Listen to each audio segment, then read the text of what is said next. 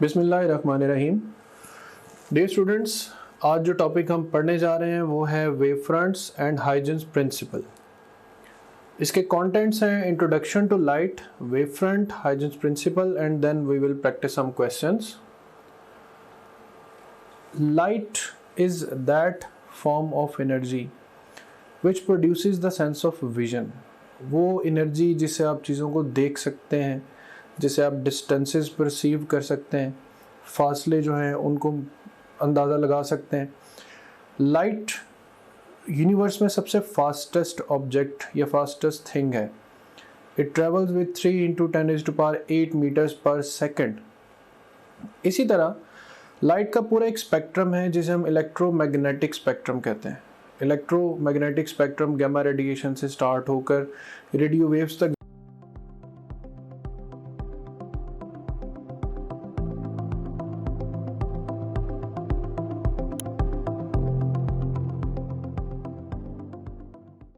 जाता है। तो हम जिस रीजन में देख सकते हैं वो 400 to 700 नैनोमीटर्स यानी वॉयलेट से लेकर रेड कलर तक हम चीज़ों को ऑब्जर्व कर सकते हैं। ऑप्टिक्स वो ब्रांच है फिजिक्स की जिसमें हम लाइट को एक्चुअली स्टडी करते हैं। लाइट की नेचर के बारे में कई साइंटिस्ट की मशहूर थ्योरीज हैं, जैसे आइजैक न्यूटन की पार्टिकल नेचर ऑफ लाइट है, light sometime act as a stream of particles, या फिर ब्लैक बॉडी रेडिएशन जो है वो कंफर्म करती है पार्टिकल नेचर ऑफ लाइट को। इसी तरह वेव नेचर, क्रिश्चियन हाइजेंस, ये दोनों ऑलमोस्ट सेम इरा के साइंटिस्ट थे। क्रिश्चियन हाइजेन का मानना ये था कि लाइट जो है वो एज अ वेव बिहेव करती, और यंग डबल स्लिट एक्सपेरिमेंट जो है वो लाइट की वेव नेचर को प्रूव करता है। फिलहाल जो current accepted theory of light है वो ड्यूअल नेचर ऑफ लाइट है।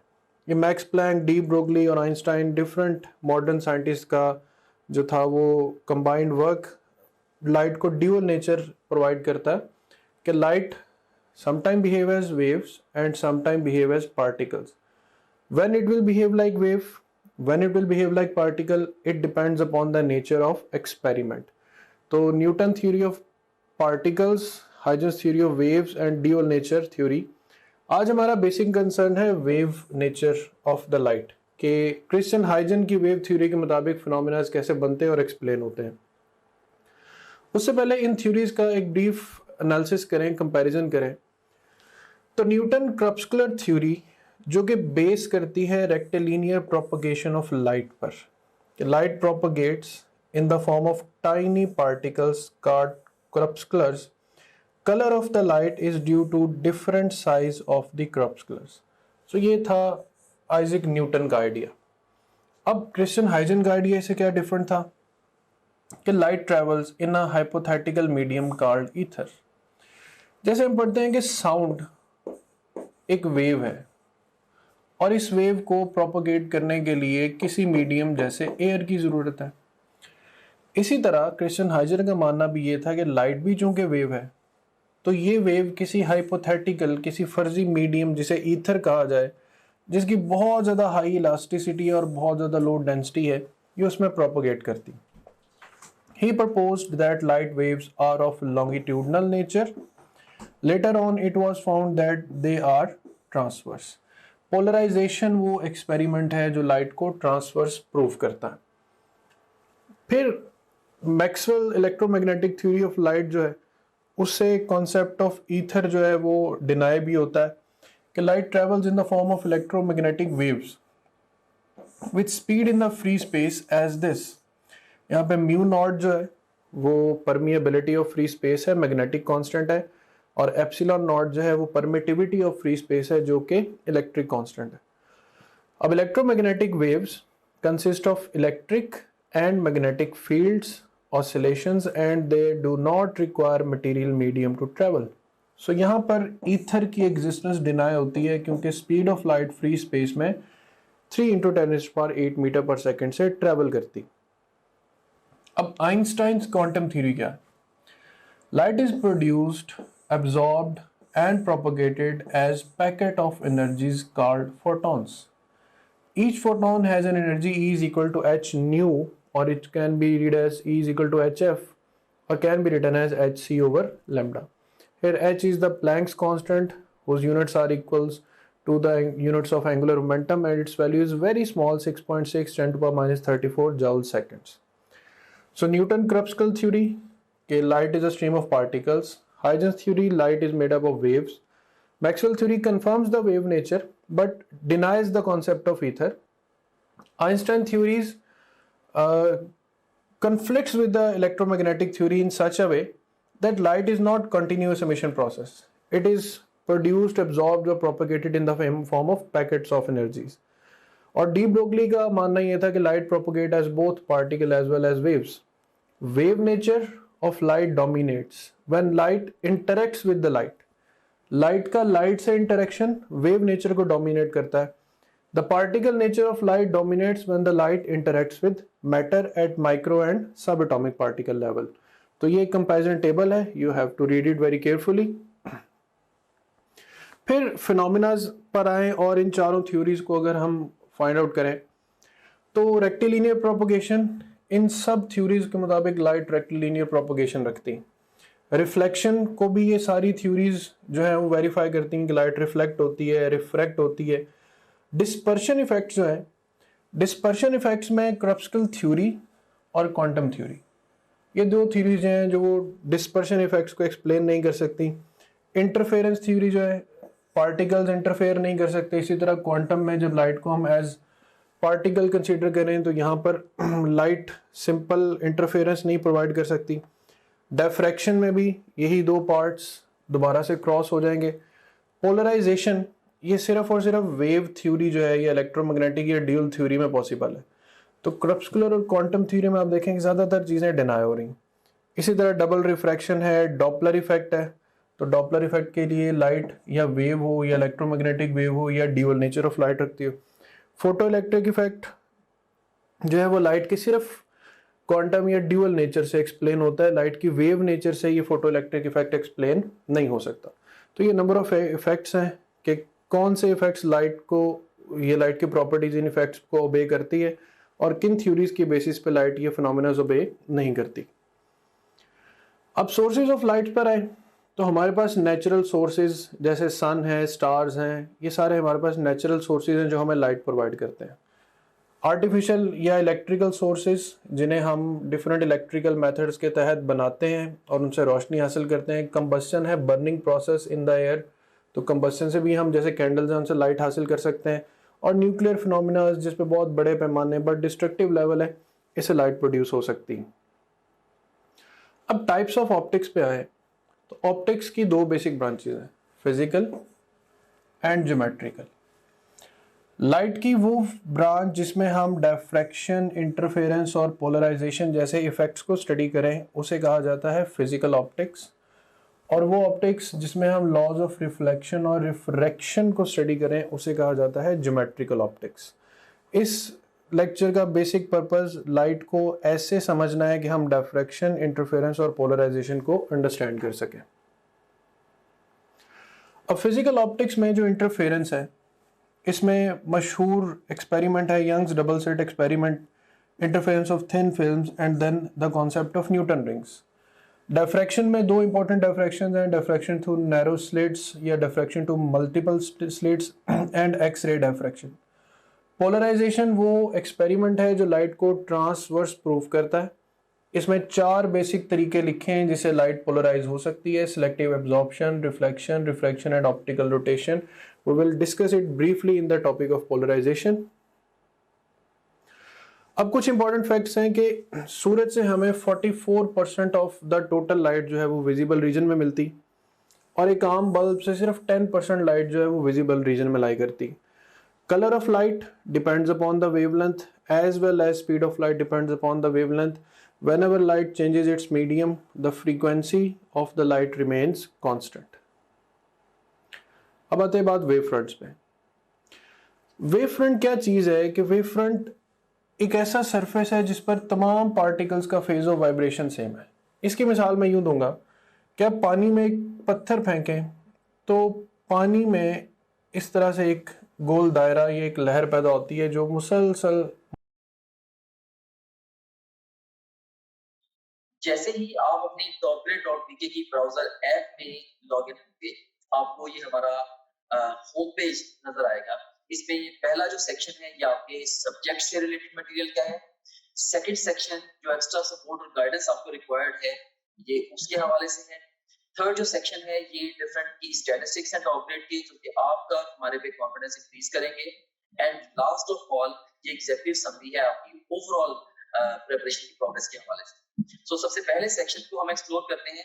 इसमें से आप किसी भी सब्जेक्ट पे क्लिक करें, से हमारे पास ये सब्जेक्ट्स हैं biology, physics, chemistry, English, logical reasoning. इनमें से किसी भी सब्जेक्ट पे आप क्लिक करें तो आपको उस सब्जेक्ट में उसके वीडियो लेक्चर्स, रिवीजन नोट्स और प्रैक्टिस क्वेश्चंस मिलेंगे। आप वीडियो लेक्चर्स पे क्लिक करेंगे तो उस सब्जेक्ट के सारे यूनिट्स या सेक्शंस आपके सामने ओपन हो जाएंगे।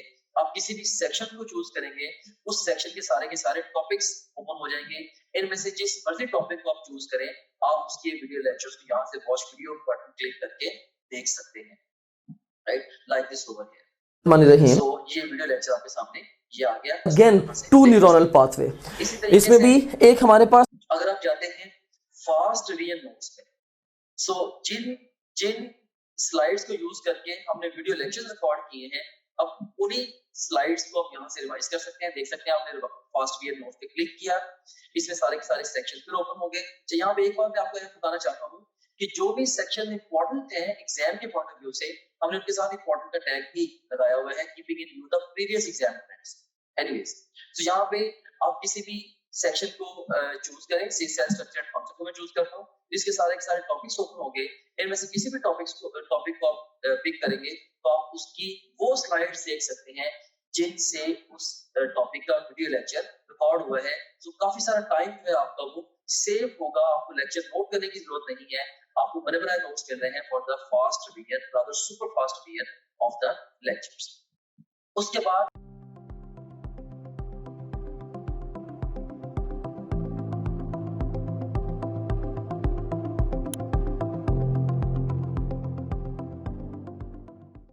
मूव करती। एक्चुअल में क्या चीज है, लेट्स से कि ये सोर्स ऑफ डिस्टरबेंस है। अब इसे मुसलसल वेव के क्रस्ट और ट्रफ जनरेट हो रहे हैं।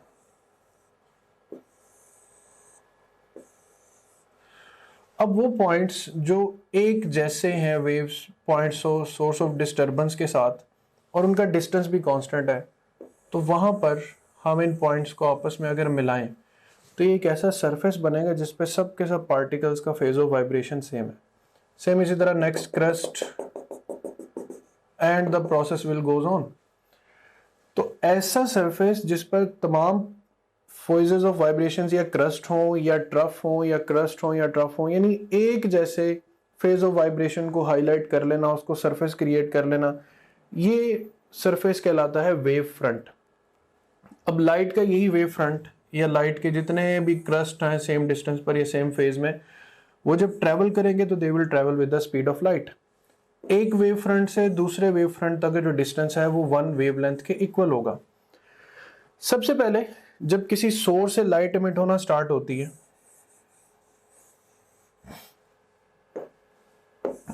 तो स्फेरिकल सोर्स ऑफ लाइट है, इससे स्फेरिकल वेव फ्रंट्स एमिट होंगे।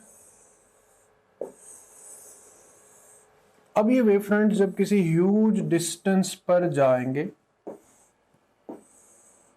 जैसे सूरज से जमीन को रोशनी मिलेगी, तो we will get light just in the form of plane wave fronts.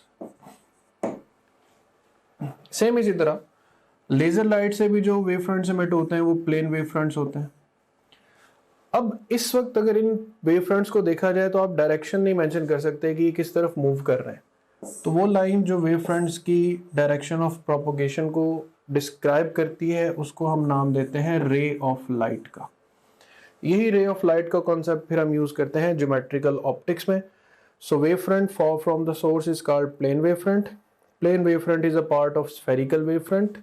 If a point source is placed at the principal focus of a convex lens, it will produce the plane wave fronts. कि अगर आप convex lens के focus पर एक point source रख दें तो it will create plane wave fronts. ये प्लेन वेव फ्रंट्स की शेप हो जाएगी।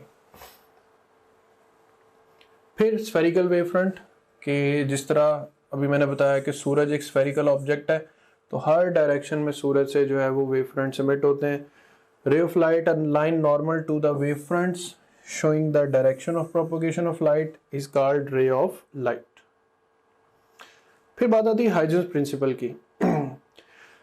हाइजेंस प्रिंसिपल ये कहता है कि every point on the wavefront act as a source of secondary wavelength. For example ये आपके पास एक वेव फ्रंट है, तो इसके ऊपर हर एक इमेजिनरी पॉइंट एक तरह से सोर्स ऑफ एनर्जी है.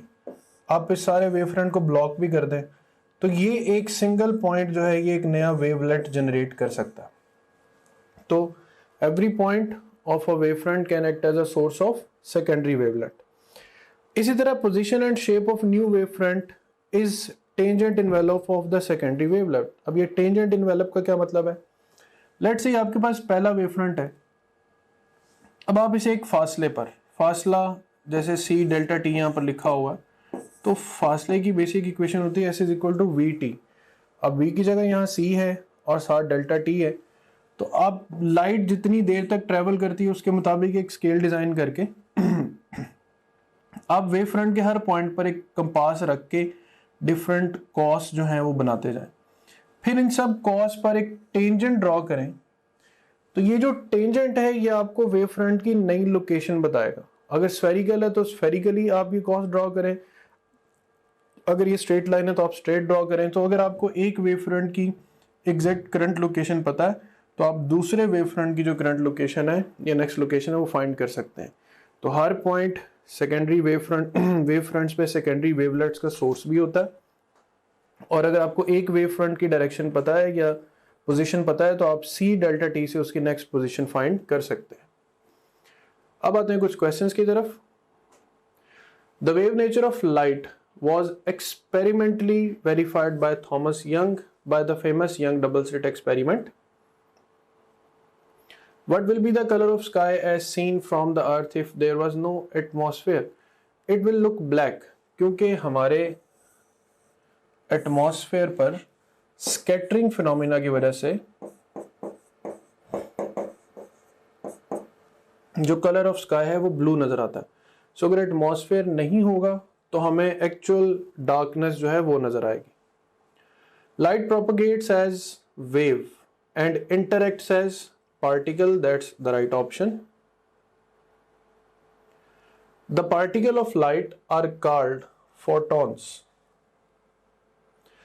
इनको क्वांटास भी कहा जा सकता है, but the most modern and accepted named is photons.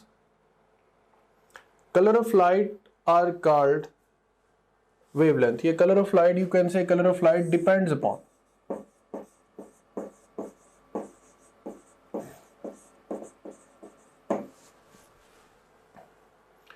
dash light received by the earth from the sun. It's about 44% in the visible region of light. Wavelength of visible light ranges from 400 to 700 nanometers. 400 for violet and 700 for red. A surface on which all the points are in phase are called wave fronts. Yeah, surface on which all the particles have same phase of vibration is called a wave front. The phase difference between 2 points of a wave front is pi. Phase difference between 2 points of a wave front. अच्छा, यहाँ पर 2 points of a wave front है, तो यहाँ पर zero phase difference जो है वो राइट ऑप्शन है, क्योंकि वेव फ्रंट कहते ही उसको है जिस पर तमाम पार्टिकल्स का जो फेज ऑफ वाइब्रेशन है वो सेम होता है. तो zero will be the correct option. That's all from today. हमारा जो मोस्ट इम्पोर्टेंट फीचर है या टीचिंग टूल है, that is our question bank. So अगर हम प्रैक्टिस क्वेश्चंस पे जाते हैं तो इसमें हम देखें कि आप डिफरेंट तरीके से टेस्ट दे सकते हैं.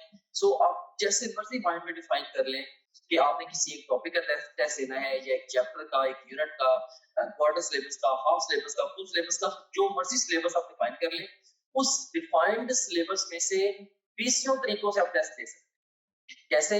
जैसे जो भी सिलेबस आपके माइंड में डिफाइंड है, आप चाहें तो उस सिलेबस के हमारे पास जो अवेलेबल ऑल क्वेश्चन उनका टेस्ट दे सकते हैं, या जो आपने टॉपलेट और टीके पे आप प्रैक्टिस करते रहे हैं तो आप चाहते हैं कि आपने दोबारा मे भी सेकंड थर्ड टाइम आप टेस्ट दे रहे हैं आप चाहते हैं कि मेरे पास सिर्फ और सिर्फ उस सिलेबस के अनसीन क्वेश्चन का टेस्ट आए, आप वो भी दे सकते हैं। इसके अलावा इनकरेक्ट क्वेश्चन के टेस्ट देते हुए जो सवाल आपके गलत हुए थे, आप उन गलत सवालों का टेस्ट अलग से क्रिएट कर सकते हैं। जैसे अगर आपने फिजिक्स के 20 टेस्ट दिए हैं, उनमें से आपका कोई मे बी आपके कोई 30 क्वेश्चन रॉन्ग हुए थे, उन 30 रॉन्ग क्वेश्चन का इकट्ठा टेस्ट भी आप क्रिएट कर सकते हैं।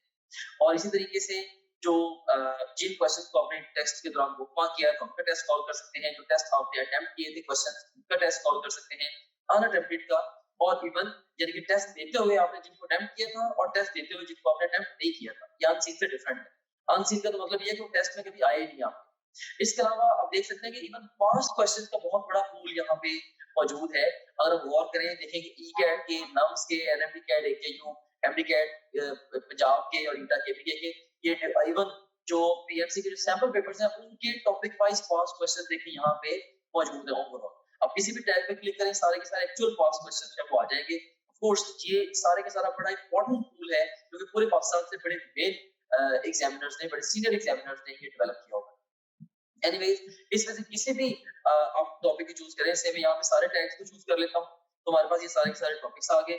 इनमें से किसी एक टॉपिक को मैं चूज करूँ या एक सेक्शन को, या मैं मल्टीपल सेक्शन को चूज करूँ, तो मैं उसका टेस्ट दे सकता हूँ। से मैंने 2 सेक्शन चूज किए, इसमें से सेम है कार्बोहाइड्रेट्स और प्रोटीन्स, इनका टेस्ट देना चाहता हूँ, या ओवरऑल मैं सारे सेक्शन का टेस्ट देना चाहता हूँ, वो मैं दे सकता हूँ। या मैं डिफाइन करूंगा मे बी जी मैंने 50 एमसीक्यूज का टेस्ट देना है, तो ये 50 एमसीक्यूज का टेस्ट आपके सामने ये क्रिएट हो गया। सो ये आपके सामने आ गई है जी टेस्ट की स्क्रीन, जिसमें आप देख सकते हैं कि ये ईटा केमिकल का पास्ट क्वेश्चन है, ये स्टेटमेंट है, ये ऑप्शंस हैं। इसमें ओवरऑल ये देखिए कि इसमें अगर आपने पिक किया तो आपका ये करेक्ट आंसर भी सामने आ गया। अगर आप इसकी एक्सप्लेनेशन देखनी है तो वो भी आप देख सकते हैं। इसके अलावा ये क्वेश्चन वेरीफाइड है बाय आवर टीम, इसको अगर आप चाहें बुकमार्क कर सकते हैं। इस क्वेश्चन से रिलेटेड डिफरेंट स्टैट्स यहाँ पे आ रहे हैं वगैरह वगैरह। यहाँ से आप नेक्स्ट क्वेश्चन पे जा सकते हैं, जरूरत पड़े तो आप यहाँ से प्रीवियस क्वेश्चन पे जा सकते हैं, और फिर अल्टीमेटली जब आप चाहें आप टेस्ट को फिनिश करके इवन रिजल्ट को भी व्यू कर सकते हैं। ऑलराइट, सो इस तरह से ये टेस्ट आपने इसको रिजल्ट को व्यू कर लिया। एनीवेज, इसके बाद अब हम चलते हैं दोबारा अपने होम पेज की तरफ। सो आप किसी भी जितने भी आपका सब्जेक्ट्स हैं, बायोलॉजी, फिजिक्स, केमिस्ट्री, इंग्लिश और लॉजिकल रीजनिंग, इन सब सब्जेक्ट्स के आप वीडियो लेक्चर्स, वीडियो नोट्स और अनलिमिटेड एमसीक्यू प्रैक्टिस यहाँ से कर सकते हैं। जितने भी आप प्रीवियस टेस्ट जो भी टेस्ट आपने दिए होंगे, अगर आप प्रीवियस टेस्ट पे क्लिक करेंगे तो सारे टेस्ट आपके यहाँ पे आ रहे होंगे। इसके अलावा जो आपकी जो ओवरऑल प्रोग्रेस है उसकी जो डिटेल है वो सारी की सारी यहाँ पे आ रही है। डिफरेंट सब्जेक्ट में आप कैसे जा रहे हैं, डिफरेंट सब्जेक्ट्स में, डिफरेंट चैप्टर्स में और डिफरेंट टॉपिक्स में आप कैसे जा रहे हैं, वो सारी की सारी डिटेल यहाँ पे आ रही है। इसके अलावा फुल लेंथ पेपर्स हैं जो कि जस्ट लाइक रियल एग्जाम है। यहाँ से किसी भी फुल लेंथ पेपर को किसी भी टाइम पे लॉन्च कर सकते हैं, अपनी तरीके शुरू में या इवन मिड सेशन में जाके नियर द एग्जाम आप इन एफएलपीस को जब चाहे आप अटेम्प्ट कर सकते हैं। उसके बाद फिर सपोर्ट मटेरियल है, इसमें इनको वीडियो रिव्यूज हैं, डिफरेंट स्टूडेंट्स हैं जिन्होंने टॉप ग्रेड से पढ़ा, वो आपको गाइड कर रहे हैं हमारे सिस्टम के हवाले से भी, ओवरऑल तैयारी के हवाले से भी आप उन बच्चों से गाइडेंस ले सकते हैं। इसके अलावा हमारे ये टेस्टिमोनियल्स हैं जो पूरे पाकिस्तान में हजारों स्टूडेंट्स हमसे पढ़ रहे हैं, वो हमारे बारे में क्या कहते हैं उसकी डिटेल यहाँ पे आप देख सकते हैं। इसके अलावा सिलेबस यहाँ पे गिवन है, अगर आप कंटेंट देखना चाह रहे हैं हमारे कोर्स का, वो सारे के सारे यहाँ पे ओवरऑल जब विजिबल है। And in addition to that study schedules बड़ा एक अहम फीचर है, अहम मॉड्यूल है। इसमें 90 डेज, 60 डेज, 30 डेज और इवन 50 डेज का एनएमटी कैट का स्केड्यूल मौजूद है। आप अपनी नीड के अकॉर्डिंगली जिस मर्जी स्केड्यूल को फॉलो कर सकते हैं, डिपेंडिंग अपॉन कि आप टाइम फ्रेम में किस जगह पे खड़े हैं। जैसे अगर आप एग्जाम, आपका 1 महीने के बाद एग्जाम है, ऑफ कोर्स आप 30 डेज वाला प्लान फॉलो करेंगे। अगर आपके एग्जाम में 2 हफ्ते रहते हैं तो आप 15 दिन वाला प्लान फॉलो करेंगे एंड सो ऑन। सो इसमें हमने आपको ये बताया है, स्केड्यूल्स के अंदर ये गाइड किया है कि आपने गिवन टाइम को बेस्ट यूटिलाइज कैसे करना है। फिर इसके अलावा डाउनलोड्स का सेगमेंट है, जो भी डिफरेंट इंपॉर्टेंट कंटेंट है आपसे रिलेटेड, वो सारे के सारे आपको डाउनलोड्स में मिल जाता है। और इसके अलावा गाइडेंस वीडियोस काफी सारी इसके अंदर पड़ी हुई हैं जो कि मैंने खुद रिकॉर्ड करके इसके अंदर डाली है।